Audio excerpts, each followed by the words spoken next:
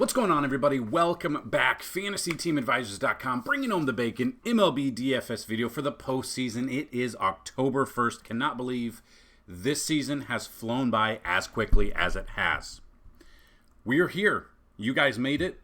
I remember the first video we put out for MLB in March. You guys absolutely killed it. The subscribers just kept coming, and we finally hit the $10,000 subscriber mark. So thank you guys so much for getting that mark. We are going to have a giveaway for that, so be on the lookout for the video. It's not in this video. I don't know how informative you guys will find this video, but I wanted to bring this video for you. We got 4 games, 8 teams, playoff baseball. We're here. So we're going to break it down. We're going to look at them. We're going to give you the top 5s at each position. Towards the end of the video, we're going to give you the pitches be crazy, just for sports betting and DFS. And we're going to give you all of the batters that have a 10 out of 10 matchup rating through the simulations. Now, there are not a ton. We got some great pitching. We got some not so great pitching, and we're going to talk about all of that. So if you're new to the channel, we do have giveaways every single video. Like the video, be a subscriber to the channel, and you have to leave a comment to be picked. The comment picker picks comments, so if you don't leave one, you can't be picked. If this video gets at least 50 likes, you have a chance at a free week of FTA+. 100 likes on the video, a chance at a free month. 150 likes on the video, a chance at a free year. 200 likes or more on the video, a chance at a $500 lifetime pass. Now, those passes include every single sport we offer, so MLB, NASCAR, PGA, MMA, NFL, NBA is this month. We are already to the NBA season, which is wild to think about. So we're very excited about all of that. Hopefully you guys stick around. We had a fantastic NFL week. The week 4, we won $700 total. Monday Night Football Showdown, that last pass of the game, if it was not intercepted, and Jackson, Smith, and Jigba would have caught that ball, I would have split the showdown for $7,500. But they threw an interception. Had he caught that ball, I was tied for first. Still won $185, but it's not a split of $7,500. Probably would have. I think it would have been about $750 or $800. So we're very close. What we're bringing to the table, we know. If you guys did not check out the breakdown for the main slate, we killed it in that video, and we're going to bring that to you this week as well. Probably a little bit earlier than Saturday. So buckle up, stick around. Let's talk some baseball. Okay, so we're going to start out. We're going to look at the pitching. We're going to look at each position, basically about the top 5 at each position until we get to the outfield. So if you're new to the channel, this is kind of what we do. The last few weeks of the season, when the season starts up, we break down every single game. We look at all of the batters, all of the pitchers, every single game. But we're here. It is the playoffs. Let's get started. So number 1 on this slate, I've got Framber Valdez. Now, he's the 3rd highest priced pitcher on the slate. He's going up against in Houston.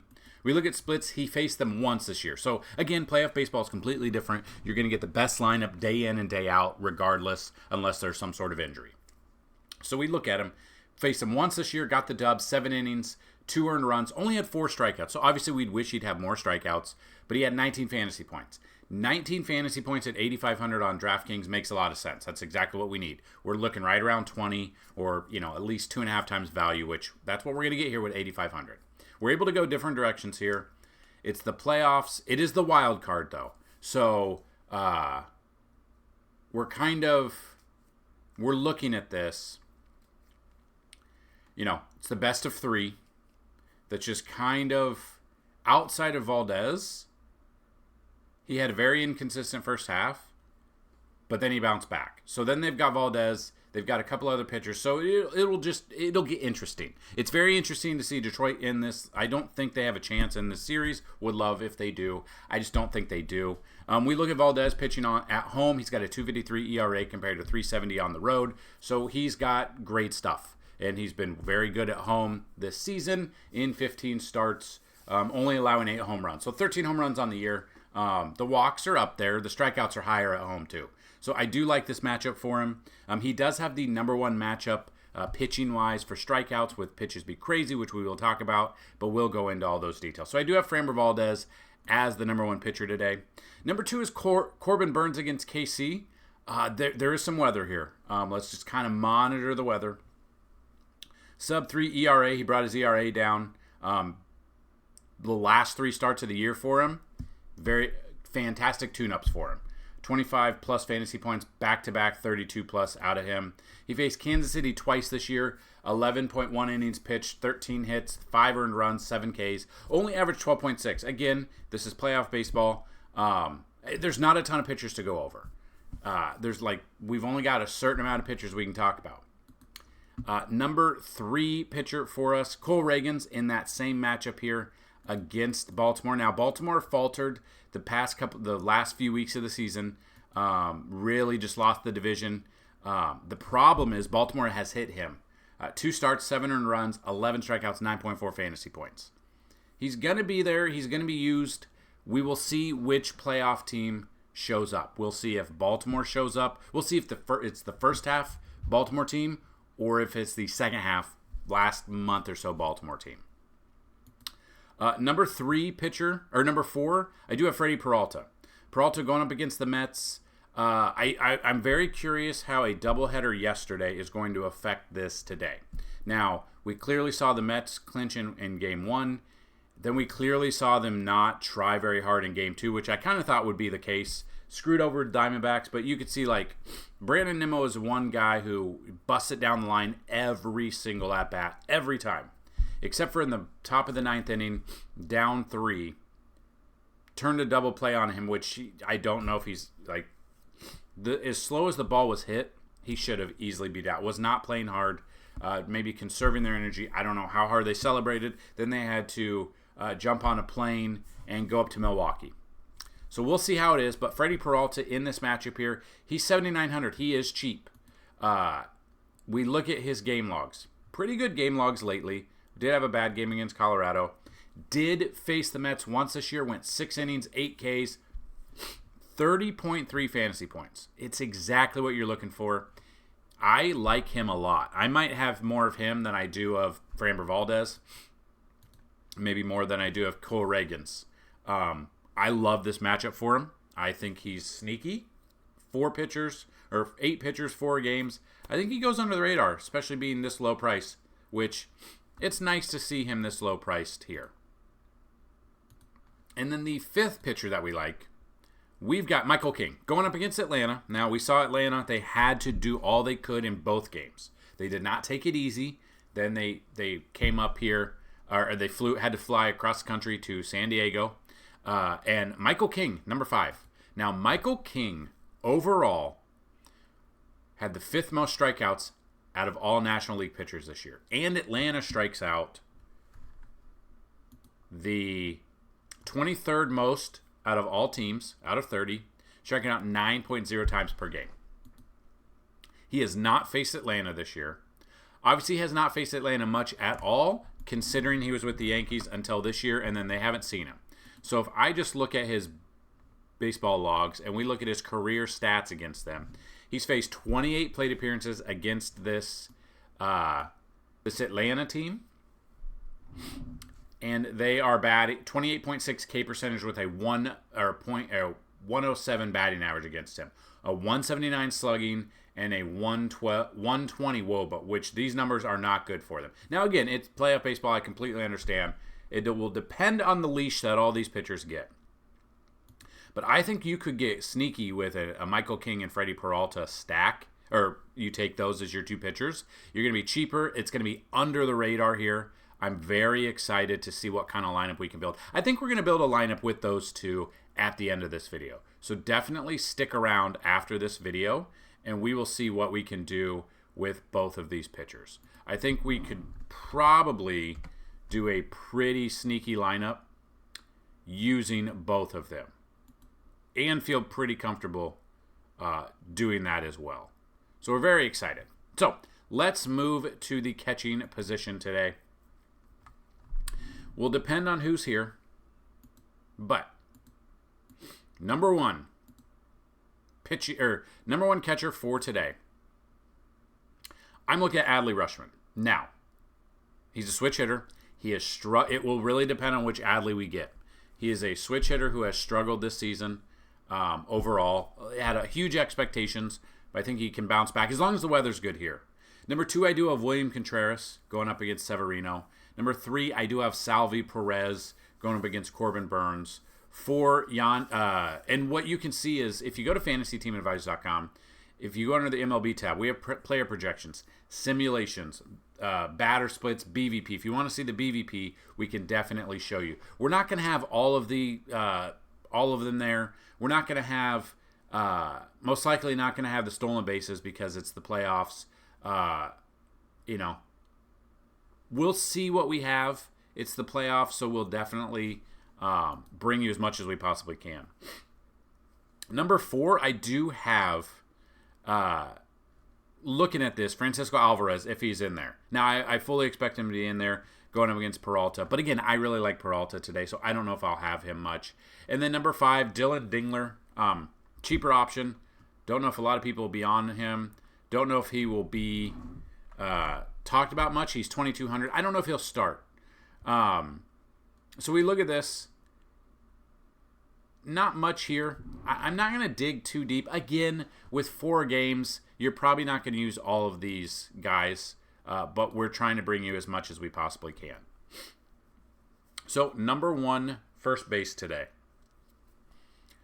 I'm going right here.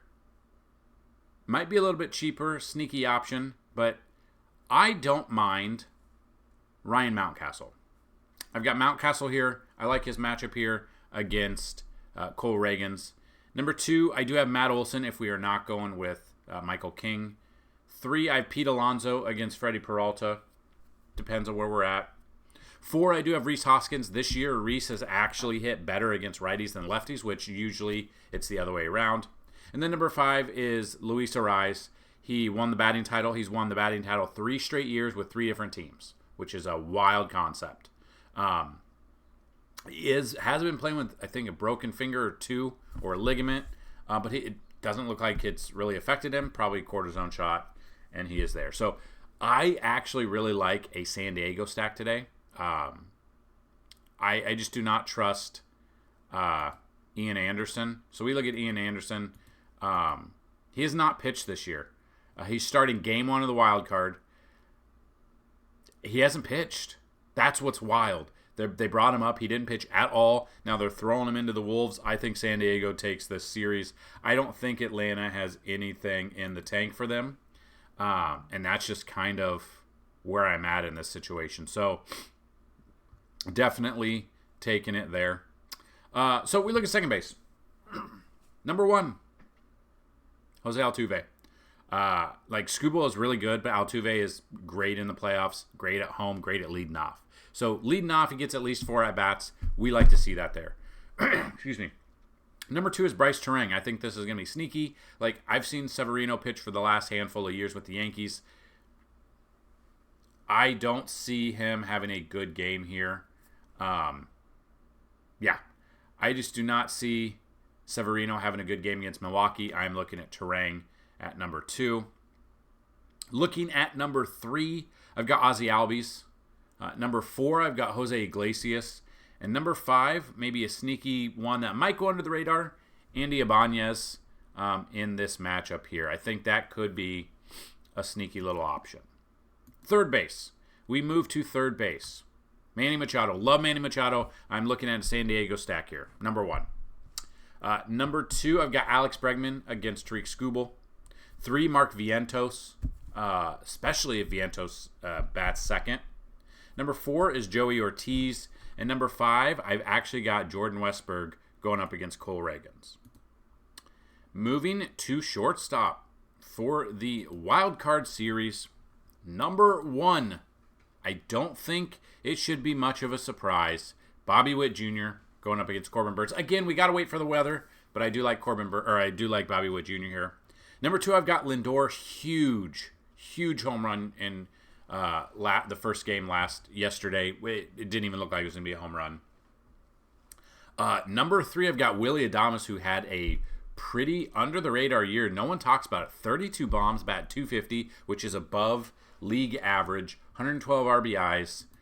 Splits wise, in 6 games against the Mets this year, 3 RBIs, 4 walks, average 7.3 fantasy points. The kind of dude we need in this lineup. Number 4, I've got Gunnar Henderson. It is a lefty-on-lefty matchup, but he mashed lefties this year. And number 5, as long as he plays Xander Bogaerts going up against Ian Anderson, I really like today. Then we get to the outfield. Number 1. Now, Jordan, we're kind of waiting to see if he's going to be in this lineup. Had a knee problem. That's a big bat to not be in there, especially against a lefty. Him and Kyle Tucker absolutely smash lefties. But if Jordan is out, then that will take a lot of Kyle Tucker's protection away in this lineup, and we'll kind of see how it goes. But number 1, I've got Fernando Tatis Jr. going up against Ian Anderson. Like I said, I absolutely love a San Diego stack. Number 2, I do have Kyle Tucker. 3, I've got Marcell Ozuna. 4, Anthony Santander, who had a monster year with, 44 home runs. Monster year out of Santander. Next, I've got Jackson Chourio, followed by Brandon Nimmo. Jerks and Profar's number 7. 8, Michael Harris. 9, JD Martinez. And number 10 is a Matt Vierling, which Matt Vierling is the elder on this Detroit team. I think he's 28 or 29, and he is the vet on this team, which is crazy to think about. It's a very young Detroit team. Somehow they snuck in. I don't know how they beat Houston in round 1, but definitely would love to see if they can. So there you have it. That is the breakdown of the matchups there. Kind of looking at top 10s or top 5s at each position. Then we look at all of them. We're going to build a little lineup, but before we do that, we're going to do Pitchers Be Crazy, and then we are going to do the all of the batters have a 10 out of 10 matchup rate, and there's not very many today, and I think that's pretty self-explanatory why. But Pitchers Be Crazy, number 1, Framber Valdez versus Detroit. Detroit strikes out 9.02 times per game, 9.7 times on the road. Number 2 is Michael King versus Atlanta. Michael King was, again, the 5th best, or had the 5th most strikeouts out of all National League pitchers this year. Atlanta strikes out 9.02 times per game, 9.14 times on the road. Number 3 is Cole Reagans at Baltimore. Baltimore strikes out 8.39 times per game, 8.06 at home. Tariq Skubal is number 4 at Houston. Houston strikes out only 7.3 times per game, and at home 7.07. Now Houston was the 3 teams that struck out the least are in the playoffs in this round. Houston struck out the 3rd least amount of times. Corbin Burns is number 5 versus Kansas City. Kansas City struck out the 2nd least amount of any team this year, 7.17 times per game. On the road, 7.84. And then the San Diego Padres were the team that struck out the least amount of times this year, averaged only 6.65 times per game. When they were at home, 6.56. So they're even better at home. So again, that's Framber Valdez, Michael King, Cole Reagans, Tariq Skubal, and Corbin Burns. Now, we look at that. Let's dig in just a little bit more. Actually, the Mets would be in there. Freddie Peralta would have the right after Atlanta. Or right after there. So, yeah. So we look at that. Not a ton. I mean, ballpark factors. The wind is blowing in at Baltimore, and it's raining, so it has the least amount of chance for home runs according to ballpark factors. The best chance for home runs, Minute Maid Park. It's 2 good teams. Houston hitting at home, and it's a dome.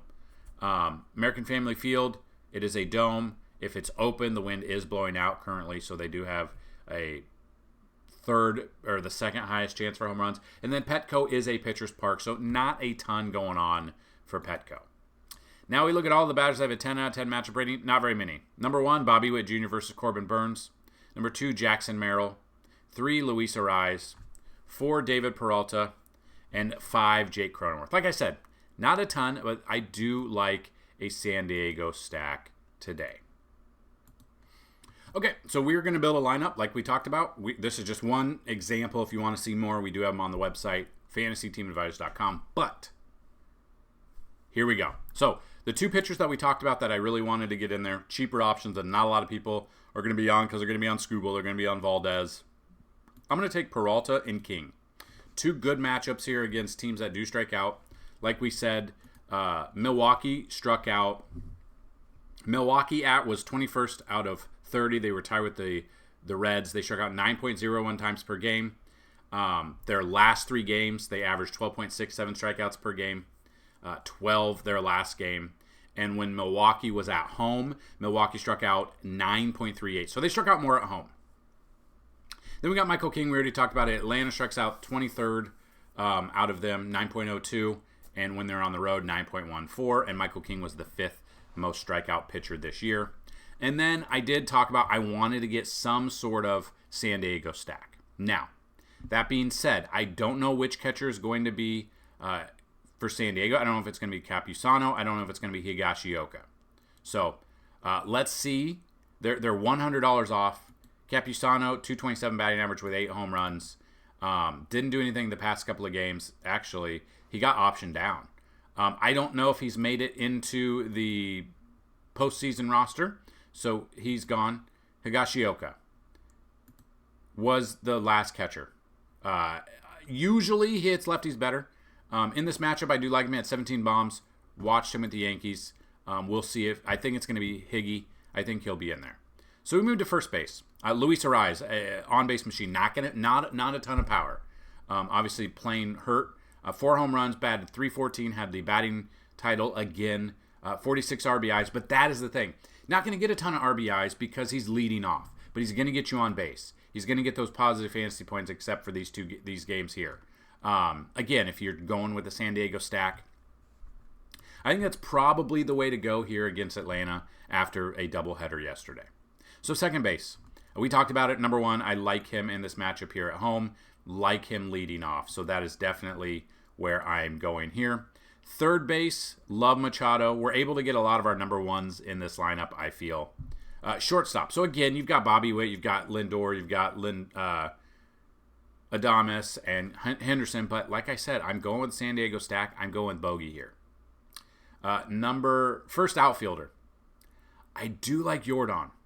Waiting to see if he's going to be in this lineup. So I want to put him in there, but let's see what we can build around first. So to finish off a San Diego stack, I've got Profar. Now that gives us about 4,200 left to build. So if you do put Alvarez in there, that's 5,700, then that's 2,800. If we take Alvarez out of there, we can do 4,200 apiece. You could do... So, I think I like Jackson Merrill. I think I'm going to put Jackson Merrill there. I want to take out... Let's take out Ariz because we want some power, and he's not, known for that much power. 4,000, we can still average these other guys. So, if we're going with these two pitchers, we can't go with these top 2. So that brings us down to first base, just depending where we're at. Ryan O'Hearn, like we talked about, 15 bombs. He's coming into the playoffs pretty hot, 3,600. Now that allows us 4,400 for this last outfield position. Whether or not it's Jackson Churio, who had a monster year, 275 batting average, 21 bombs, going up against Sevy. Splits-wise against the Mets this year, 6 games, no home runs, but average 8.2. That's a good spot. You've got the outfielders here for Baltimore. Cowser, both lefties here. I don't know if I really like that as much. Nimmo, I'm taking Peralta, so I can't use him. We could go down further. You could look at Matt Vierling going up against Valdez, averaging 6.9. You've got Parker Meadows. I probably wouldn't use him. So, yeah, that brings us to... I'm looking here. I'm liking Jackson Churio.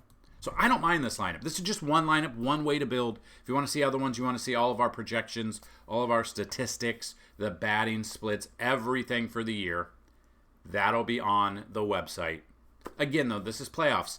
This regular season's done. We are out on the regular season. It is now time to see what they're going to bring to the table, and I think that's what we can do. So this is one lineup, just one way to build. Again, you could take out Churio. You could take out Merrill and O'Hearn, and you could put Luis Ariz in there. You could get I believe you could fit Jordan if he's in there. And then I think for a cheaper option, if he's in that lineup, Mauricio Dubon for Houston. Again, luckily, the games start pretty early today. If you've never played playoff baseball for DFS, I think you're in for a treat. But it is kind of wild to see that the season is already to the playoffs. We are just about a month away from the off season. I want everybody, this isn't going to be our last MLB video, but I do want to thank every one of you that have shown up day in and day out this year. We started pretty hot last year, MLB, with the views on the videos, and you guys liked it. We upped the ante this year and did even more in-depth dive into each game up until about the last 3 weeks of the season because, it gets a little crazy. But yeah, we've got football. So if you guys have been around, this is your first year, check out FantasyTeamAdvisors.com, $30 for a month. We are running a special still. If you guys sign up today for a month, we're going to give you an extra month free. So definitely check that out. If you guys want to sign up for a year instead of $199, if you email me dfshelp1@gmail.com, we will give you $100 off that yearly pass. So check everything out. We are in the thick of it for NFL. We've been absolutely killing it with the NFL. You guys have loved it. We're going to continue that this season. NBA is about 3 weeks away. It's like the 25th or something like that.